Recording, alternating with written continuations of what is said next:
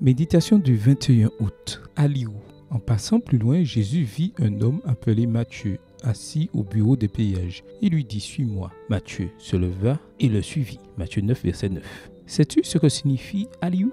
Il s'agit d'une expression chinoise qui signifie littéralement « vague coréenne » et fait référence au phénomène de popularité mondiale de la culture et du divertissement sud-coréen, notamment la K-pop, les K-dramas ou drames coréennes, les films, la mode, la langue et la cuisine coréenne. Ce phénomène a commencé en 1999 avec le succès de certains drames et films coréens en Chine et au Japon, puis s'est étendu à d'autres pays d'Asie et du monde.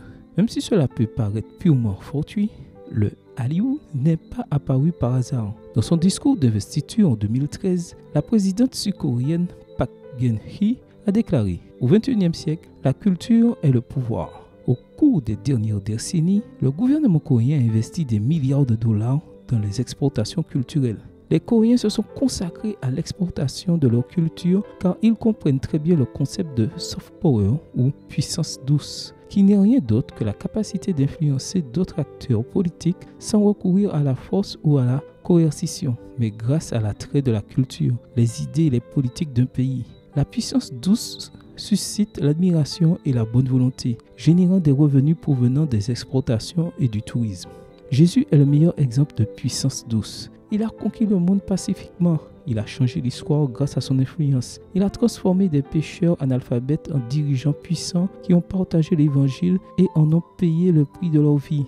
Et la manière dont Jésus a changé le monde au 1er siècle de notre ère est la même méthode que toi et moi pouvons adopter pour changer le monde aujourd'hui. L'influence de Jésus provenait de son contact direct avec les gens. Il accueillait les enfants, voir Matthieu 9, verset 13 à 15, mangeait avec les pharisiens, voir Luc 7, verset 36, aussi bien qu'avec les publicains, voir Luc 15, verset 1, faisait preuve de compassion envers les gens et répondait à leurs besoins, gagnait leur confiance et ensuite il leur disait « Suis-moi ». Pour changer le monde, nous n'avons pas besoin de milliards de dollars, ni d'une industrie du divertissement.